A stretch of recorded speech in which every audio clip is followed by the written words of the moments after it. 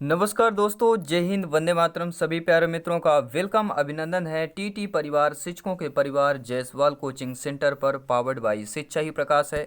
दोस्तों, बात करेंगे बाल विकास एवं शिक्षा शास्त्र, चाइल्ड डेवलपमेंट एंड पेडागोजी के क्लास नंबर 6 की बात करेंगे, आपके सिलेबस, आपके एग्जाम पैटर्न के अनुसार।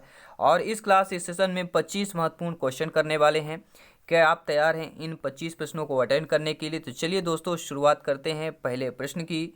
और पहला प्रश्न दोस्तों आपकी स्क्रीन पर है। जितने प्यारे भाई बहन पहली बार विजिट कर रहे हैं, चैनल को सब्सक्राइब करना मत भूलिएगा, क्योंकि यहाँ पर सिलेक्शन सर्वोपरि है। क्योंकि हर एक क्लास, हर एक सेशन आपके सिलेबस, आपके एग्जाम पैटर्न के अनुसार है।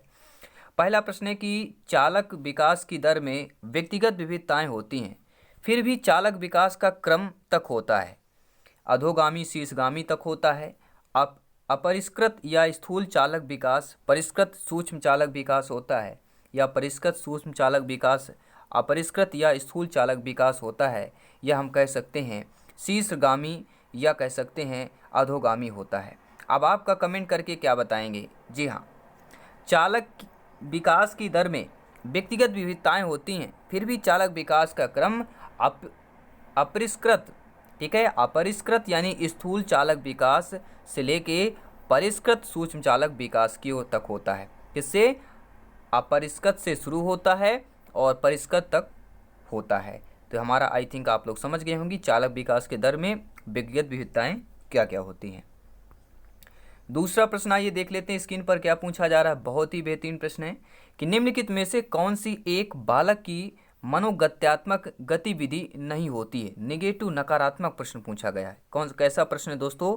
नकारात्मक प्रश्न है। और नकारात्मक प्रश्न में क्या पूछा जा रहा है कि कौन सी एक जो बालक की मनोगत्यात्मक गतिविधि नहीं होती है। देखिए, सभी लोग जानते हैं खेलना, गेंद फेंकना, लिखना, ये तीनों चीज़ें जो है बालक के मनोगत्यात्मक गतिविधि शामिल होती है। खेलना, गेंद फेंकना और लिखना।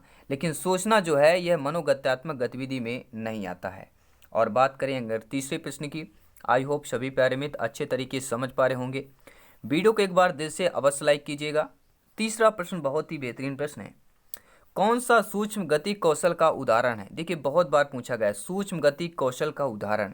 देखिए, सभी जानते हैं, समझते हैं कि आपका जो चढ़ना है, फुदकना है, दौड़ना, ये हमारे सूक्ष्म गति कौशल का उदाहरण एग्जाम्पल नहीं है। लेकिन जो लिखना होता है ये सूक्ष्म गति कौशल का उदाहरण माना जाता है। लिखना is the right answer, correct answer हो जाएगा। चौथा प्रश्न है, श्रीमती कुमार का पहला बच्चा 10 महीने में चलने लगा, उनका दूसरा बच्चा 12 महीने का है और अभी भी नहीं चल रहा है। वह दुखी है या चिंतित नहीं है? वह दुखी या चिंतित नहीं है, क्यों नहीं है? क्योंकि उनके पति ने कहा है कि जब तक वे 14 महीने के नहीं हुए थे उन्होंने चलना शुरू नहीं किया था। वह जानती हैं कि जितना अधिक इंतजार करेंगी उतना ही अधिक उसके पैर चलने के लिए मजबूत होंगे। एक पड़ोसी का लड़का 18 महीने का था और वह भी नहीं चल रहा था। यह हम कह सकते हैं कि वह जानती हैं कि चलने के लिए जो है, विकास के लिए अभी सामान्य समयबद्ध के अंदर है। देखिए, हमारे जो बच्चा जब पैदा होता है तो ये नॉर्मल सी बातें होती हैं कि उसका बच्चा 10 महीने में चलने लगा था, मेरा बच्चा 12 महीने में, किसी का 14 महीने में, ये बातें जो होती हैं, ठीक है। तो ये बातें जो हैं वह दुखी हो या चिंतित है क्यों होती हैं? इसका रीज़न है दोस्तों, इसका रीज़न एक ही रीज़न है, और यह है कि वह जानती हैं कि चलने के विकास के लिए वह अभी सामान्य समयबद्ध के अंदर है, इसलिए बच्चा उनका नहीं चल रहा है, ठीक है। पांचवा प्रश्न आइए देख लेते हैं क्या पूछा जा रहा है। निम्नलिखित में से कौन जो है उत्कृष्ट मोटर कौशल का एक उदाहरण है? प्रश्न बहुत ही इंपॉर्टेंट है। उत्कृष्ट मोटर कौशल की बात कर रहे हैं। उदाहरण होगा चढ़ना होगा, ठीक है, कुलांचे मारना, दौड़ना हो गया, लिखना हो गया। देखिए, सूक्ष्म गति कौशल आ जाए, सूक्ष्म गति कौशल आ जाए, उत्कृष्ट मोटर कौशल आ जाए, एक ही ऑप्शन मारिएगा, वह ऑप्शन लिखना है। D option correct option, right answer हो जाएगा। छठवां प्रश्न है दोस्तों, निम्नलिखित में से कौन सा या किसी बच्चे के सामाजिक विकास को प्रभावित करने वाला व्यक्तिगत कारक नहीं होगा? मित्र मंडली, स्वास्थ्य, संवेग, बुद्धि की बात करेंगे। तो देखिए, सभी जानते समझते हैं किसी बच्चे के सामाजिक विकास को प्रभावित करने वाला जो व्यक्तिगत कारक होता है वह होता है मित्र मंडली, स्वास्थ्य और संवेग की बात कर रहे हैं, बुद्धि की बात कर रहे हैं।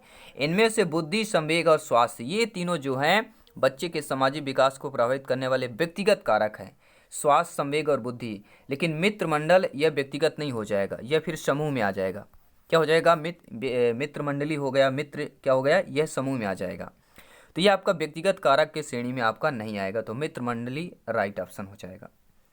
7वां प्रश्न क्या दिया गया है, बच्चों के सामाजिक विकास को प्रभावित करने वाले कारक होते हैं, आर्थिक तत्व होंगे, सामाजिक परिवेश जन्य तत्व होंगे, शारीरिक तत्व होंगे या वंशानुगत तत्व होंगे। आपका कमेंट, आपका फीडबैक, आपका ओपिनियन शर्मान है।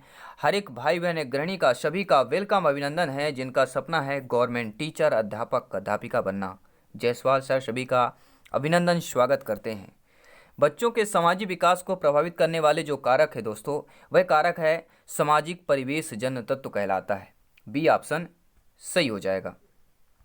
आइए देख लेते हैं 8वां प्रश्न, बहुत ही बेहतरीन लाजवाब प्रश्न है कि निम्न में से किसका मिलान सही दिया गया है। देखिए मिलान आपको बताना है, हम बचपन से पढ़ते आ रहे हैं, बढ़ते रहे कि 25 क्वेश्चन आते थे, ऑब्जेक्टिव टाइप, खाली स्थान, सही जोड़ी मिलान, लिखा रहता था कि सही जोड़ी को मिलान कीजिए। उसी प्रकार यहाँ पर भी बताना है किसका मिलान सही है। शरीरी विकास वातावरण होगा, संज्ञानात्मक विकास परिपक्वता होगा, सामाजिक विकास वातावरण होगा, संवेगात्मक विकास परिपक्वता होगा।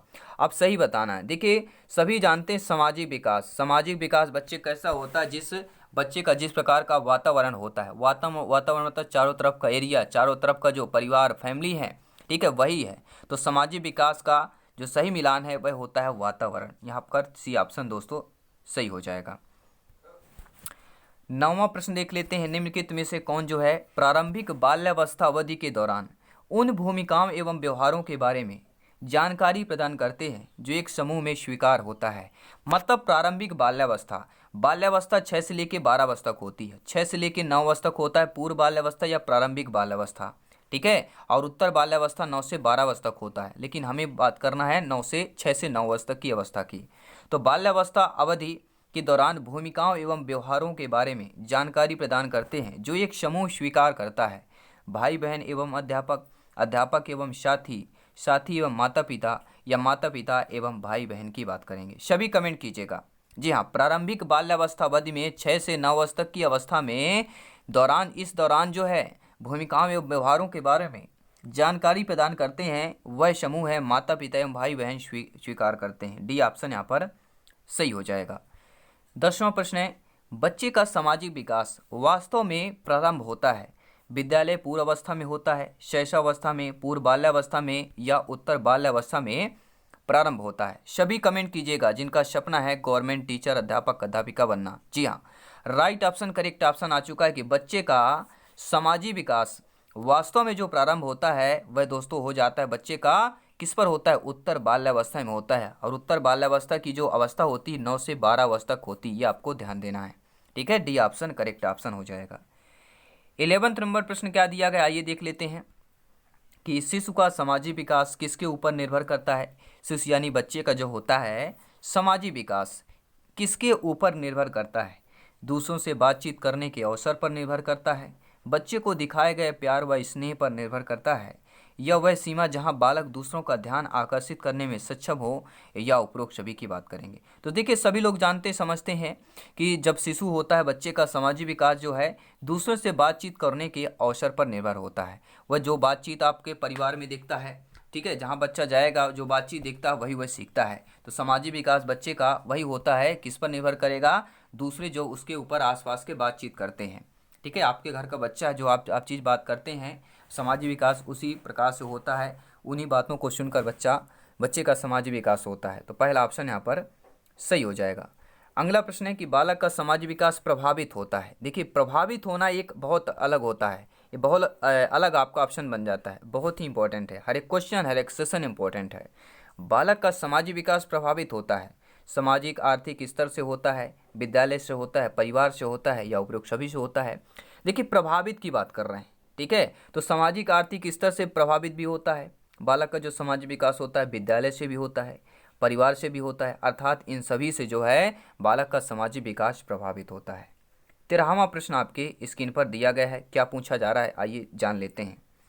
बच्चे का तकरीबन इस आयु में सहकर्मी समूह प्रभाव का अनुभव करना शुरू कर देते हैं। 5 वर्ष में, 4 वर्ष में, 3 वर्ष में, 6 वर्ष में शुरू कर देते हैं। तो बच्चे तकरीबन किस आयु में सहकर्मी समूह प्रभाव का अनुभव शुरू कर देते हैं। वह बच्चा जब 3 वर्ष का हो जाता है तो वह सहकर्मी समूह प्रभाव का अनुभव करना शुरू कर देता है। 3 वर्ष राइट ऑप्शन करेक्ट ऑप्शन हो जाएगा। अगला प्रश्न है, बच्चे का सामाजिक विकास प्रभावित कर सकता है अस्थमा, पुरानी बीमारी, एलर्जी, खाने की आदत। देखिए सामाजिक विकास ध्यान देना है, ना हम शारीरिक की बात कर रहे हैं ना ही हम मानसिक की बात कर रहे हैं। देखिए सामाजिक विकास अगर प्रभावित होगा तो वह पुरानी बीमारियों से हो जाता है। क्या होता है? पुरानी बीमारियों से क्या है, सामाजिक विकास प्रभावित हो जाता है। तो बी ऑप्शन यहाँ पर सही हो जाएगा।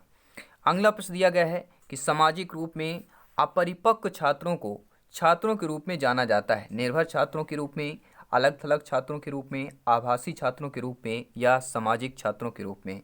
तो सामाजिक रूप से जो आपके अपरिपक्व छात्र होते हैं तो उनको किस नाम से जाना जाता है, किस रूप से जाना जाता है? तो उनको दोस्तों निर्भर की बात कर रहे हैं। ठीक है, क्या होगा?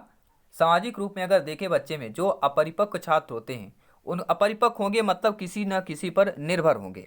ठीक है, तो उन छात्रों को निर्भर के रूप में जाना जाता है, क्योंकि अलग थलग आभासी सामाजिक नहीं कह सकते, उनको निर्भर कह सकते हैं, क्योंकि बच्चे क्या हैं, अपरिपक्व हैं। ठीक है, पहला ऑप्शन सही हो जाएगा। 15 प्रश्न कर चुके हैं, 10 प्रश्न और करेंगे। टोटल हम यहाँ पे 25 प्रश्न करेंगे, क्योंकि हर एक क्लास हर एक सेशन इम्पोर्टेंट होता है और लगभग आपका यह 6वां चैप्टर चल रहा है और 25 प्रश्न हम प्रत्येक क्लास में लेते हैं। तो हम आपको बताए थे कि बाल विकास और जो विकास की अवधारणा का यह चैप्टर है, लगभग 170 से 180 क्वेश्चन करेंगे और ये आपका चैप्टर क्लियर होगा। इसके बाद हम नेक्स्ट चैप्टर की शुरुआत करेंगे।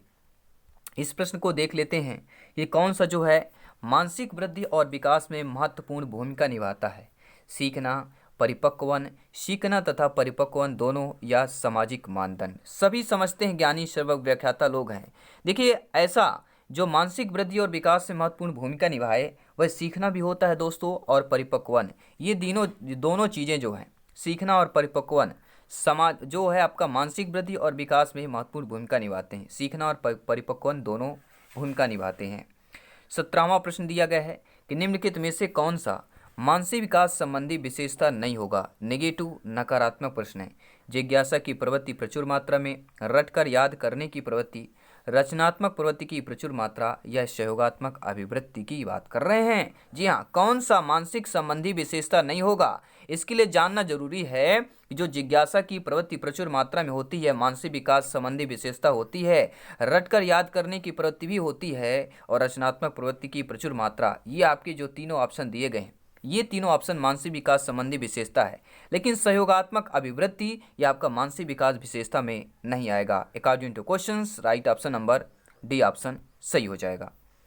18वां प्रश्न आपकी स्क्रीन पर दिया गया है। क्या दिया गया आइए जान लेते हैं। प्यारा सा प्रश्न है, प्यारा सा कमेंट कीजिएगा, प्यारा सा फीडबैक कीजिएगा कि कौन सा मानसिकता के सिद्धांत का सबसे अच्छा वर्णन करता है। किसकी बात कर रहे हैं? मानसिकता के सिद्धांत की बात कर रहे हैं और उसमें भी सबसे अच्छे वर्णन की बात कर रहे हैं। पहला ऑप्शन ध्यान दीजिएगा, पहला ऑप्शन क्या कह रहा है कि स्थिर मानसिकता विराम, जिसे हम फिक्स्ड माइंड सेट स्टॉप बोलते हैं, को बदला नहीं जा सकता है। यानी जो स्थिरता या स्थिर मानसिक विराम होता है उसको बदला नहीं जा सकता, फिक्स्ड माइंड सेट स्टॉप उसको कहते हैं। और दूसरा है स्थिर मानसिकता, फिक्स्ड माइंडसेट की बात कर रहे हैं, केवल असफलता देती है। जो स्थिर मानसिकता होती है वह केवल असफलता ही देती है। और प्रौढ़ मानसिकता बुद्धि को परिभाषित करती है और आपका प्रौढ़ मानसिकता असफलता को एक मामूली की बात कर रहे हैं। क्या कर रहे हैं? जो प्रौढ़ मानसिकता होता है वह असफलता को एक मामूली रुकावट के रूप में सुधारने का और विकसित होने का अवसर देती है। ठीक है, तो 4 ऑप्शन हमने आपके कंप्लीट कर लिए हैं। तो आपका प्रश्न क्या था कि कौन सा मानसिकता के सिद्धांत का सबसे अच्छा वर्णन कर रहा है? वह ऑप्शन नंबर 4 है, मानसिकता की बात कर रहे हैं। तो प्रौढ़ जो है मानसिकता असफलता को एक मामूली रुकावट के रूप में देखती है और सुधारने और विकसित होने का अवसर देती है। तो डी ऑप्शन यहाँ पर करेक्ट आंसर हो जाएगा। 19वां प्रश्न है कि एक बालक की संज्ञानात्मक शक्तियाँ जिसमें कल्पना शक्ति, बुद्धि, निर्णय लेने की क्षमता आदि का संबंध है, बालक के शारीरिक विकास से संबंध है, सामाजिक विकास से संबंध है, सर्वांगीण विकास से संबंध है, या हम बात कर रहे हैं मानसिक विकास से संबंध है, तो किस विकास से संबंधित हो जाएगा? देखिए प्रश्न में ही उत्तर दिया गया है। बालक की संज्ञानात्मक शक्तियाँ अगर दे दिया जाए तो संज्ञान की अगर बात करते हैं तो वो आपका मानसिक ही होगा, ये आपको ध्यान देना है। तो संज्ञानात्मक शक्तियाँ जैसे कल्पना शक्ति, बुद्धि, निर्णय लेने की क्षमता, ये सारे संबंध आपके बालक के मानसिक विकास से हो जाएंगे। तो डी ऑप्शन यहाँ पर सही हो जाएगा। 20वां प्रश्न क्या दिया गया है कि मानसिक विकास को प्रभावित करने वाले जो कारक होते हैं वह वंशानुक्रम है, परिवार का वातावरण है, परिवार की सामाजिक स्थिति है या उपरोक्त समस्त हो जाएंगे। ये शायद दोस्तों पिछले बार पूछा भी गया प्रश्न था कि मानसिक विकास को प्रभावित करने वाले कारक कौन कौन से हैं। देखिए वंशानुक्रम और वातावरण 2 ऑप्शन दिया गया था, लेकिन एक ऑप्शन और ऐड कर दिया गया है, वंशानुक्रम, परिवार का वातावरण और परिवार की सामाजिक स्थिति। तो ये तीनों चीज़ें जो है बालक के जो है मानसिक विकास को प्रभावित करने वाले कारक हो जाएंगे। ठीक है दोस्तों, अब देखते हैं अगला प्रश्न। आई होप सभी प्यारे मित्र अच्छे तरीके से समझ पा रहे होंगे। कोई भी डाउट हो कमेंट बॉक्स में जरूर कमेंट कीजिएगा। और दोस्तों अगर आप नोट्स पीडीएफ फाइल प्राप्त करना चाहते हैं फ्री में, जायसवाल सर के नोट्स आपको चाहिए, ये सारी पीडीएफ फाइल चाहिए, तो आज ही टेलीग्राम पे ज्वाइन करें। और इंस्टाग्राम पर है तो दोस्तों इंस्टाग्राम पर जरूर फॉलो करें और हमारे फेसबुक पेज को जरूर फॉलो करें, जायसवाल कोचिंग सेंटर टीटी परिवार, शिक्षकों के परिवार को जरूर फॉलो करिएगा। 21वां प्रश्न आपके स्क्रीन पर है। 20 प्रश्न कंप्लीट कर चुके हैं, 5 प्रश्न और कंप्लीट करेंगे, टोटल 25 क्वेश्चन करेंगे इस सेशन, इस क्लास की बात कर रहे हैं। निम्नलिखित में से कौन सा कारक बच्चे के संवेगात्मक विकास को सबसे कम प्रभावित करने वाला होता है? परिवार की बात कर रहे हैं, आर्थिक स्थिति की बात कर रहे हैं, स्वास्थ्य की बात कर रहे हैं, खेलकूद की बात कर रहे हैं। तो ऐसा कारक जो बच्चे के संवेगात्मक विकास को सबसे कम प्रभावित करता हो, सबसे कम की बात कर रहे हैं, तो एक ही चीज होता है। देखिए संवेग की बात की जाए और बालक को प्रभावित करने वाले की बात की जाए तो परिवार, आर्थिक स्थिति और स्वास्थ्य ये थोड़ा ज़्यादा होगा, लेकिन खेल कूद यहाँ पे संवेग की स्थिति में थोड़ा कम प्रभावित होता है। तो डी ऑप्शन यहाँ पर सही हो जाएगा। 22वां प्रश्न है कि निम्न में से किसकी भूमिका जो है पूर्व बाल्यावस्था में बालक के संवेगात्मक विकास हेतु सर्वाधिक महत्वपूर्ण होती है? पूर्व बाल्यावस्था मतलब सभी लोग जानते हैं, हम 6 से लेकर 9 वर्ष तक की हम बात कर रहे हैं, अवस्था की बात कर रहे हैं, क्योंकि बाल्यावस्था की स्टेज 6 से लेकर 12 वर्ष तक होता है। ठीक है, तो पूर्व बाल्यावस्था यानी 6 से 9 वर्ष तक की जो अवस्था होती है, इस अवस्था में बालक के संवेगात्मक विकास हेतु सर्वाधिक महत्वपूर्ण अध्यापकों की होती है, साथ ही संगति की होती है, पड़ोसियों की होती है या माता पिता की होती है। तो सभी जानते हैं बच्चे की जो आयु 6 से 9 वर्ष तक होती है, तो बाल्यावस्था में यानी पूर्व बाल्यावस्था में बालक के संवेगात्मक विकास अगर चाहिए तो संवेगात्मक विकास हेतु सर्वाधिक महत्वपूर्ण माता पिता की होती है। डी ऑप्शन सही हो जाएगा। अब देख लेते हैं दोस्तों अगला प्रश्न क्या दिया गया है। अगला प्रश्न आपके स्क्रीन पर दिया गया है।